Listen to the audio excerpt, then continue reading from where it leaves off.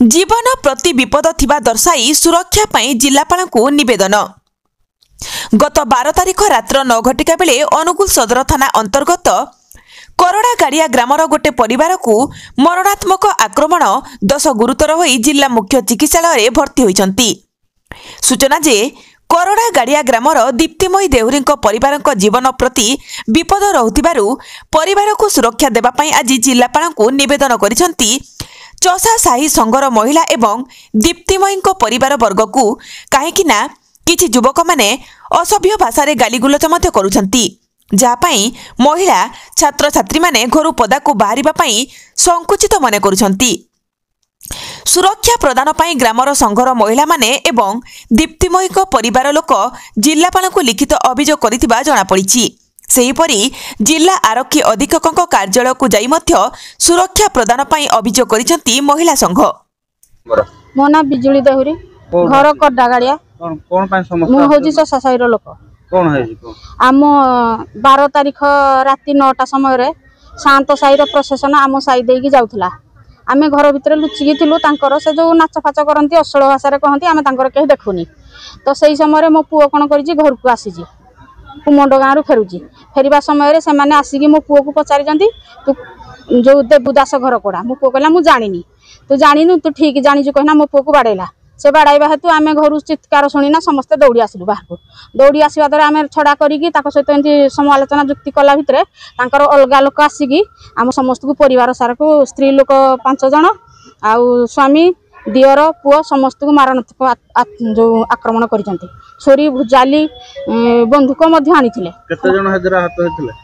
आमे 8-9 जण आगत कोन चाहन आमे चाहुचु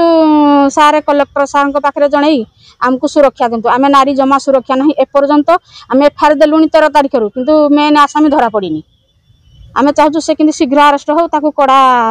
दंड दिया जाऊ शास्ति दिया जाऊ। मधुस्मिता साहू कोन हे जे समस्त महिला जे कोन अभियोग कोन आपन मु मोर करड़ा गाड़ियार चसा साईर नारी संघ को धरिके एठिके आसीचु आमे समस्ते एइथिपाई जे आम साईर 12 तारिख दिन राति 9:30 रु 10टा पर्यंत गोटे मरणात्मक आक्रमण होईछि। साईर गोटे परिवार 3 जण पुरुष सदस्य को हाणाकटा करिसंती ता सहित 5 जण नारी को मरणात्मक आक्रमण देइछ करिसंती। तेणु से माने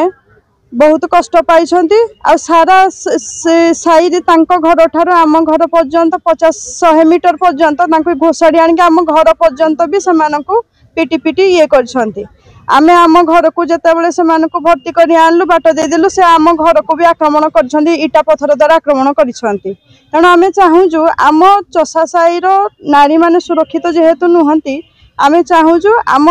चसा साईर नारी मानक आग सुरक्षित पाई प्रथम सुरक्षा पाई प्रथम आम चाहूँ जे